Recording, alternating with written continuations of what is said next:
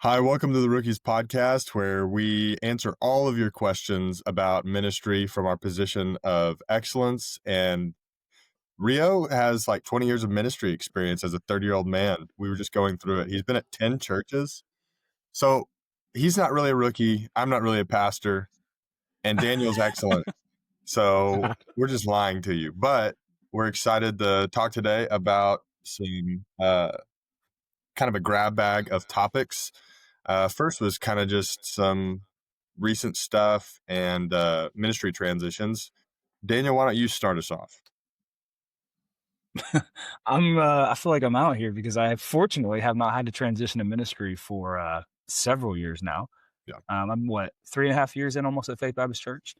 But most of my transitions have been um, just from church to church. I think we shared this over a year ago when we first started. Whenever my first position in ministry was at Quapaw First Baptist Church. Came on as the associate pastor. And for me, it was an odd transition from seminary. I was just on campus at Southern a week ago, taking some guys to Preview Day, and shout out Midwestern's Preview Day is coming up in a month, so make sure you're there for that one. But I was there, and I was in that seminary bubble where I was in class going to seminary, so like surrounded by the gospel there. At work, I had people that I was surrounded by that were also in seminary. I went to church, went home, like everywhere I was a seminary bubble. And then whenever I moved from Louisville to Quapaw, the bubble kind of burst. And I was met with, I don't want to say the real world, but very much felt different. So the transition for me, I think just from theological education to like a really good place, it was a wake up call for what actual ministry was like. Just interacting with people, writing sermons. So a really weird transition, but one that will really carry me through. And then from then, it's been pretty seamless. I've only moved within like an hour of where I even grew up, from Quapaw to Grove, now here in Claremore. So a lot of my transition been pretty seamless, pretty simple. Even though it's been some different positions each time, I've had to learn what the job needs and what I need to do. Um, so I've been really fortunate to not have to transition 9 times like other pastors, maybe. Rio, what about you? You've had a big one. Listen. Half of those are interims or Yep. known temporary Yep. positions, okay? Like Fair. half of those are you're only going to be here for 6 months to a year and it's understood. Okay? So I didn't want to count those, and Colin over here is like, no, let's inflate your numbers and have you count those too. If you want to talk about vocationally, which churches have I been at? I've been at five. One was a position right after college that through a variety of circumstances and stuff that happened there ended up not being there very long and moved to Louisville instead of pastoring in Oklahoma right after college like I thought I would. That transition was an anomaly just because it was not something that I had planned on doing, but the Lord made it clear that's what I needed to do. The one from Worthville to Gilead. Worthville Baptist is where I was associate pastor of students and families, to Gilead, where I was senior pastor. That transition was probably the smoothest of any transition I've had because that was 2.5 hours away from each other. Mhm. So I was in northern Kentucky, in Carrollton, Worthville area, and when I went to Gilead, I was in central. I guess central Kentucky is more where I was at. I was near Elizabethtown, about 2 hours north of Nashville, all that good jazz. Only about 50 minutes away from Louisville. So that was pretty seamless. I was at Gilead for almost 3 years, loved it, and the Lord made it crystal clear that He was moving us to a church in Oklahoma, and that transition was really hard. That's probably been the hardest transition for me. I think for my wife, the hardest one was from the church in Oklahoma to this one, only because there was 2 kids involved. But when we moved from Gilead to FBC Verdigris, we had one. Jonathan was just born, and that was just a weird circumstance. The Lord made it abundantly clear that He was calling us there. We actually had people from Gilead pray with us about this Mhm. opportunity, and they affirmed that they felt the Lord was also leading us there. So that was hard. We loved them. We went through COVID with them, went through a miscarriage with them, and welcomed our first child while there. So that was hard. We still have some lifelong friends from that church.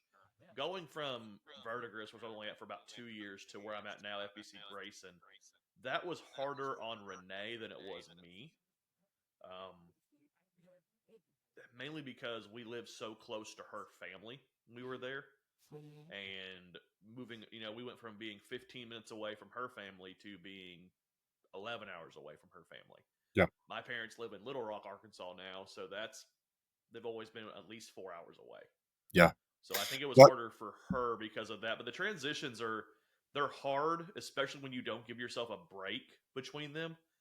One thing I've done poorly is when I went from Gilead to Verdigris, I didn't even get a Sunday off. I went one Sunday preaching at Gilead to the next Sunday preaching at Verdigris. I should not have done that. That was awful. I should have taken a couple weeks just to kind of decompress. But when I went from Verdigris to Grace, and I took a week off in between and went to Daniel's church, even then I'm like, I don't regret doing that, but a part of me goes, should I have taken a week or two more to do that? But rental stuff and everything else going on just meant that was the right time to do it. Transitions are hard, especially when you're moving across the country. If you're moving a couple hours, like Daniel said, they're not as Yeah. difficult. But Colin, you just transitioned too from I know Oklahoma to Kansas City. What was that transition like? Yeah, I want to say kind of how we prayed through it, and then I would like to hear kind of you talk about Rio and Daniel as well, just how you knew that the Lord was leading you in that direction. I think that would be helpful because I think you pray through it well, you think through it well, and I think people would benefit from hearing that. It was strange for us because it wasn't anything that we had ever thought we'd be doing. We thought we had said goodbye to Kansas City. That was a season. We were done. We're in Oklahoma, and I was in a kind of state of praying and fasting through just seeking the Lord's guidance on what was next at the church and how to lead effectively, kind of going into the next season, and just was kind of just I wouldn't say like flailing, but just wasn't landing on anything. It was weird. I was like, don't feel like I'm getting anything clear. And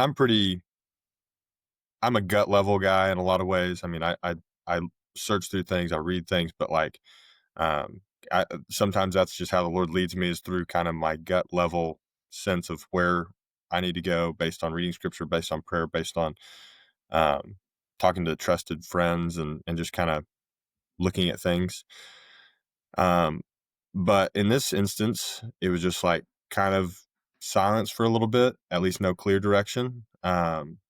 And so I just kept fasting. Rio recommended a really good book on it, and I was going through that. And then a friend from Kansas City texted me out of the blue, "Hey, would you be interested in this job?" I'm like, well, I was probably gonna say no to that. Hey, Aubrey, look at this text. I could do that. I could live in Kansas City. Really? Just shocked. Uh, well, I had just intuitively thought like it would die there. It would die when I brought it up to my parents or her parents or one of our friends or even people that were close to us in the church. And like every time people were like, "Well, we love where you're at. We love that you're close, but you'd be great for that. We would think you would love that, and I think they would benefit from having you there," which was really kind and humbling. And I was just like, well, I think I need to talk to Camden a little bit more and talk to them about it. And I got more excited about it. My heart kind of started moving in that direction, and the door was just wide open. So it seemed like a natural inflection point, and that's kind of how the Lord made it clear to us. Like He gave us a peace about it. He gave everybody near us a peace about it. He gave people that we were trusted advisors for a long time, uh, and didn't have stock either way. They were excited for us.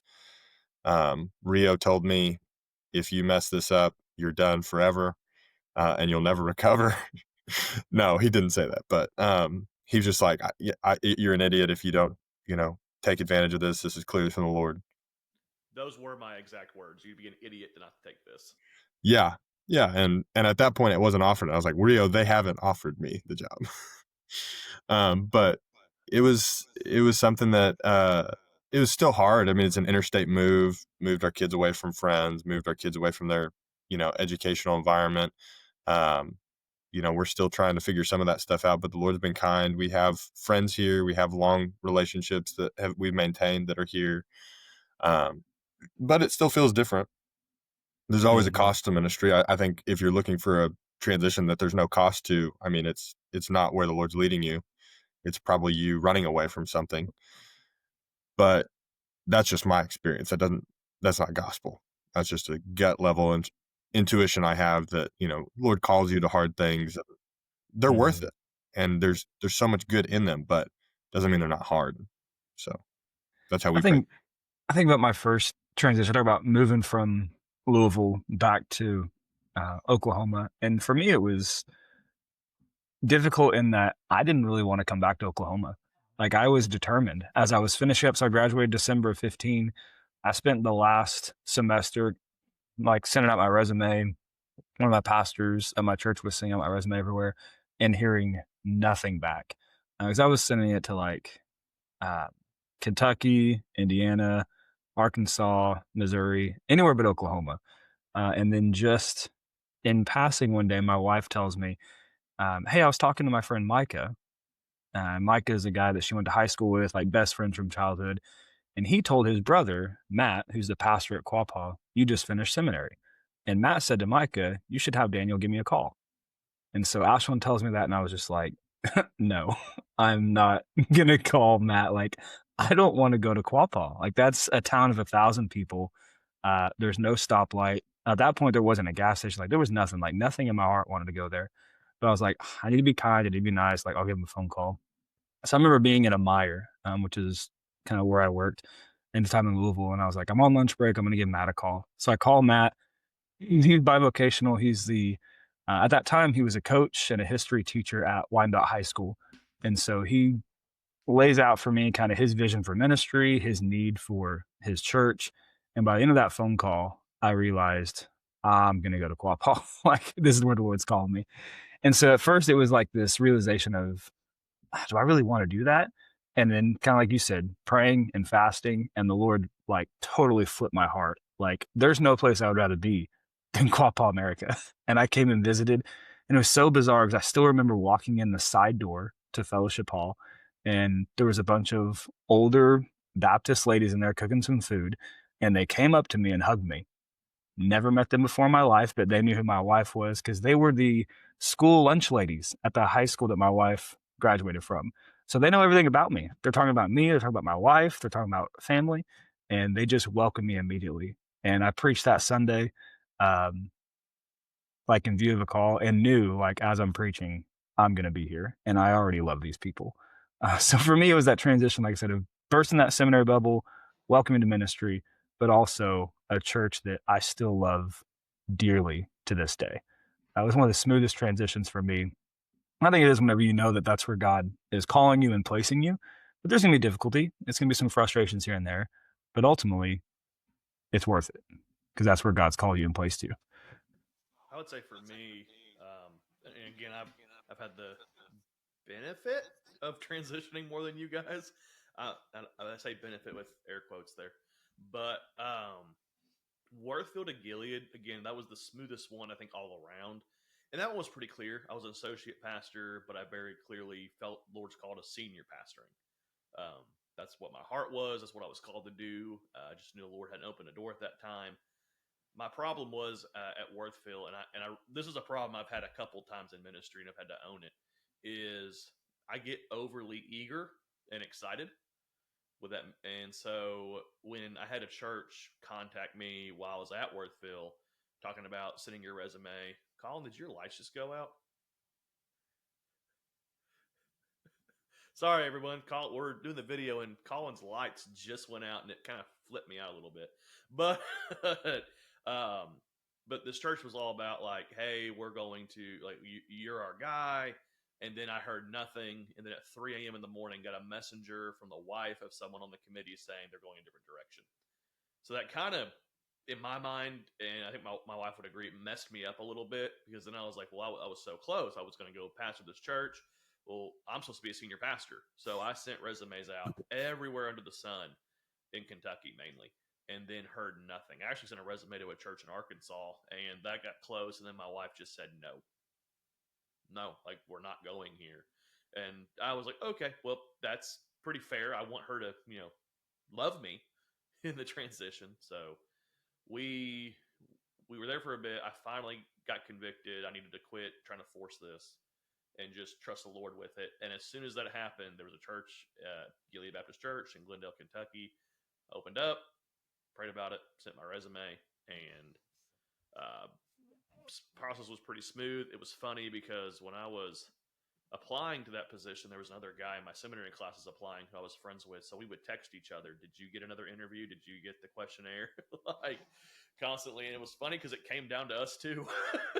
And he felt led to a church in Mississippi. So I don't know if he handed me Gilead or if I was above him, but those are just some things I'm not meant to know. And that was good.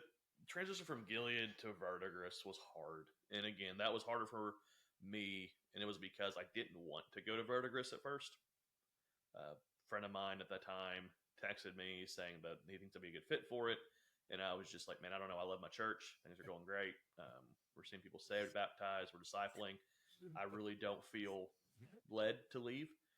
But I also I can't explain this. I also didn't feel like I should say no to him. And so I said, I'll pray about it. So I said, I'll pray about it. Prayed about it. And we put some guardrails up. I mean, we kind of did the whole put out a fleece deal and see what the Lord does multiple times in this process. We kind of changed the goalpost a few times.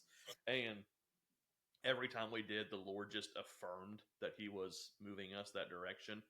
I don't want to say we went kicking and screaming, but we went reluctantly to a degree, just because we did not want to leave Gilead, but we also knew if we stayed at a place where the Lord did not where we were not supposed to be, that was only going to cause harm to the church. So we went after 2 years. That one was different because I reached a point in my ministry there where, and you both know this, I was done. I was spent, and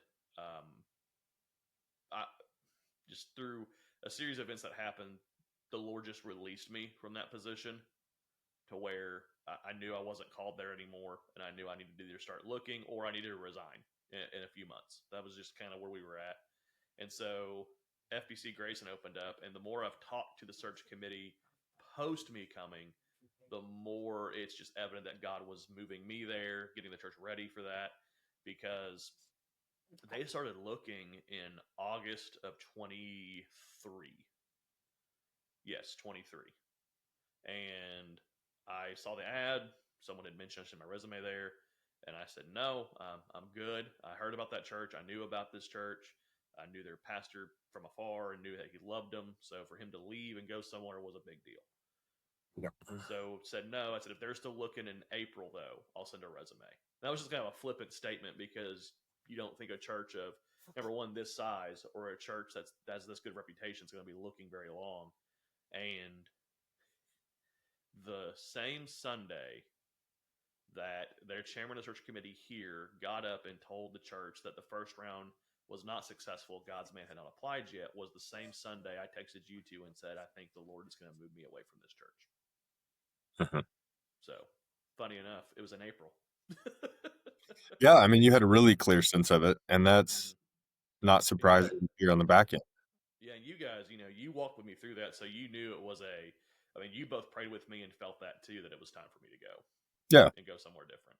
Well, and you had fought to stay, stiffened your spine and recommitted yourself, like, all right, let's lean in, and it was just very abundantly clear that like it was time.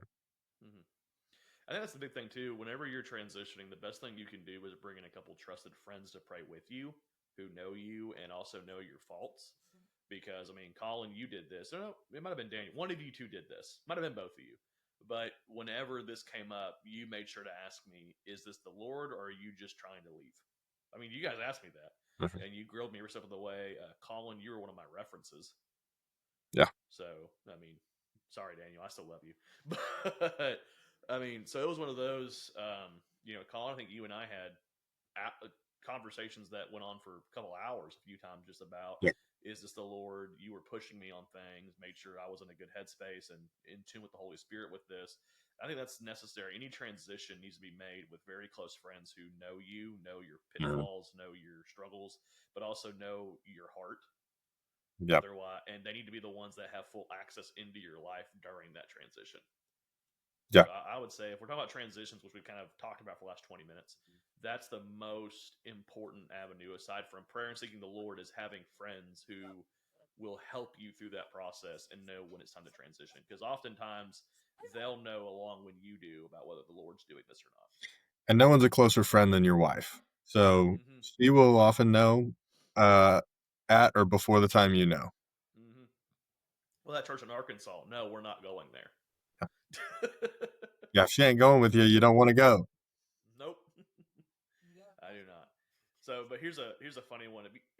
Colin, you know I have a story about this, but I'm seeing if you two do. You ever have a story of a church that was desperate to hire you and it bled for a weird interview process? Colin, why don't you tell that story first?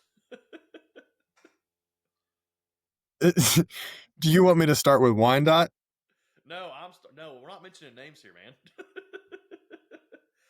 I'll tell that story, but I thought you were non saying you have one. Yeah, I mean, I had one. I think a couple of times. Yeah, two different times, maybe three. One of them involved in the same one that you were involved in, but I stiff armed that Because you heard about what happened to me. because I heard what happened and it was like transparent. But the other two, like one was very rural, like no one was moving there, and I was like, hey, I'm willing to come. Like there was a family connection in the immediate vicinity. Um, I started talking to him. Honestly, I asked too many questions because like the answers were not good that I got, and I was talking about probably the wrong things that than I should have been. Like it was seminary student questions versus like just like pastoral questions, and the answers I got were not great, and I didn't feel good about it. And then there was somebody in the meeting that probably shouldn't have been in the meeting, and he started talking to me, and I was like, hold on, what's your role here? He's like, well, I'm kind, it feels like a family, I'm like, you're not a member though? No. Okay. So that after that meeting, like I called somebody, I talked to one of my professors and they were all very helpful, and it was just like, nah, I'm gonna pull my name. And they called me back and they had the same sense, and I was like, praise God. Yeah. Then there was another one that was weird that just kind of dragged on forever. And I think it was clear like my name got recommended to them, and um like we got along fine, but it was just clear it wasn't where I needed to be. Like the Lord wasn't calling me there. Um, and they sensed that too, and God gave us the same sense. And it was great, but it felt super weird because it was like this seems like a great marriage on both sides, but it just neither of us felt excited about it. And you guys know this the interview process, the coming of you of a call process, whatever you want to call it. It's like dating in that you don't want to come off desperate for the position, but you also want to make sure they're not desperate to get you to fill the position. Yeah, Desperation is never a good thing. I'll tell the story that Colin wants me to tell. yeah, But before I do, I had a church during that season where we were interviewing and everything, trying for me to become a lead pastor from associate pastor. That man, you could smell the desperation off of it. They were trying to rush everything. There was a little prayer involved. The interview questions were, here are the two interview questions. What's your view on abortion? And what's your view on gay marriage? That is all they asked me in the first interview. So, so I mean that stuff like that, and then I mean they were calling me multiple times throughout the week just to talk to me, and I'm like, okay, this is strange. Like this is weird. But the weirdest one I have was at a church that had asked me to come, and they said, hey, we're looking for a youth minister. My name got recommended by a friend of mine from OBU, and they said they reached out to me, and I said, hey, I'm currently the interim senior pastor at a church in Pawhuska, Oklahoma. I'm not really looking to do another bivocational role or an interim role. I'd like to find either full time or go to seminary. I said, but if you need someone to come fill in for you on a Wednesday night, I'll come preach to the youth, and then I might be able to try to maybe recommend somebody to help you out. So they said, okay, why don't you go ahead and come this date and preach to the youth. So I show up, And this is like middle of nowhere, Oklahoma. And I walk in, pastor greets me, kind man, believe he's with the Lord now.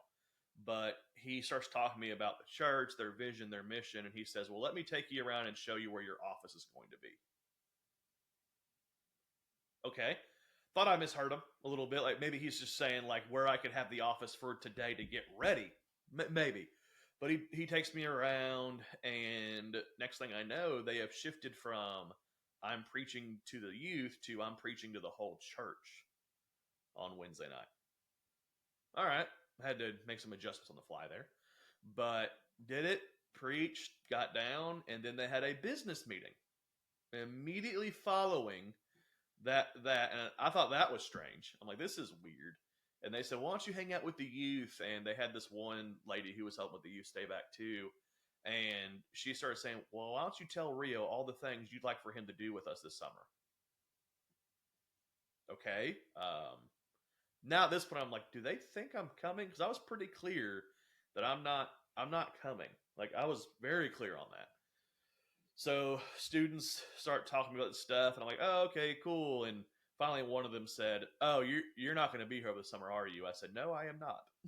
So at that point, we just hung out. I rode a hoverboard for the first time in the sanctuary. That was fun. I almost fell twice. And then the business meeting ends. Pastor comes out, sits right in front of me in the pew, and says, how much do we need to pay you to get you to come be our student pastor? I'm like, I don't like that. I said, hey, look, I'm an interim right now. I was like, I'm really enjoying this. I really don't feel led to come out here or to do this. And I mean, he is just like, I started explaining why I'm not going to come. He said, well, hold on. Before you say no, why don't you give it a week and pray about it? I'll call you in a week. And I said, okay, listen, pastor's name. I said, I do not feel led to take this. I feel no inkling to accept this position, but I will pray about it for one more week, and I will give you the same answer in a week from now. So a week comes by, I get a call from him. Tells me his name. He says, Brother Rio, have you prayed about it? Have you thought about what you're going to say? And I said, well, while I appreciate the interest, I am definitely not interested, and I do not feel called. And he goes, well, hold on. Why don't you take one more week and pray about this? And I said, I don't need another week. I have prayed about this. I'm not coming. Well, I'll call you in a week. So he calls me a week later. Same introduction, everything, and says, have you got good news for me? And I said, brother, I've prayed about this now for 2 weeks. I do not feel in any way, shape, or form called to your church.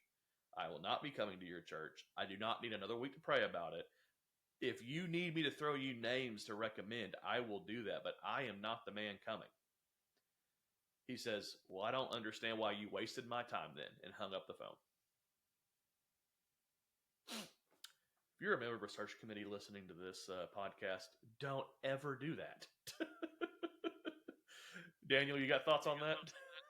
I got a lot of questions, but I'm not going to ask him right here, right now. But I think you make a really good point on search committees, because I think maybe there are some non-pastors listening. And I remember one thing that one of the professors at the seminary talked about, how in the transition process and the interview process, the pastor is the professional, and like you do this for a living, and the search committee is often church members that are trying to figure out how to find a new pastor.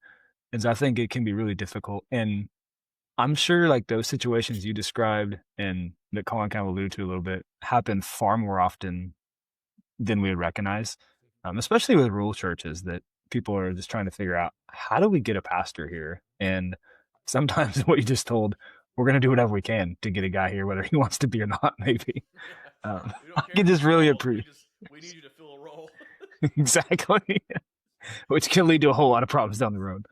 But I mean, the transition process is just tough. I think it is for the church, because you want to find the right guy, and it's hard for the guy because you want to find the right church. I remember coming here, and we went through our process of hiring our associate pastor a few months ago. And one of the arguments I made to the church in one of the special call business meetings was, if you look back on the number of conversations you had with me whenever I came, the total time we probably spent talking to one another was 4 or 5 hours across a phone call and a couple interviews. before the interview, the call came. I said, you get to know me as best you can in 4 hours when we have the opportunity to get to call a guy who we've known for 2 years. And I think that's part of the reason I'm really growing more and more passionate about churches raising up their pastors, raising up their elders, so you don't have to go find somebody somewhere else. And I think that's one of the things I'm that becoming more passionate about it. Gilead did really well when I Yeah. announced I was leaving. That transition was weird and longer than it should have been, though, only because we couldn't move because Renee was close to her due date. So we announced we were leaving, and then we stayed for like a couple months afterwards, which I do not recommend. Just because it's not that we didn't love that time, but the church was ready to move on. We were ready to move on. It was just kind of, but during that period, Yeah. they brought up the student pastor who was under me and said, "Hey, we're going to recommend him for senior pastor." And that was it. That was their one candidate they interviewed. They talked to him, but like that's a guy they knew for about 3 to 4 years at that point. Yeah. So it was easy. But I would say this, just to wrap this up, transitions are hard. Make sure you've got friends to walk with you through it. And when you're in the search process, do not come off desperate. Yeah. Interview them. Ask lots of questions. Them. Ask good questions. We can talk about that at a different time, how to prepare for a search committee interview. But just don't come off desperate. It's the big takeaway from the day. Don't come off desperate, and enjoy the process as much as possible, but enjoy the people you're with more. Yep. Yeah. I think the advice I give to you, especially if you're leaving a church, finish strong. You never want to finish a church and people say goodbye and good riddance. Like you want them to miss you when you're gone, and that can be difficult. So, yeah. Well, it's good talking to you guys. Stay tuned. In 2 weeks, we will have a episode out where we interview Dr. Stephen Rummage. He is the executive director of Florida Baptist, and we are going to talk to him about planning your preaching as we come to the end of the year. How can pastors best set up their sermon calendar to better disciple their people? But until then, we'll see y'all next time. Yeah. See you guys. Bye, everybody.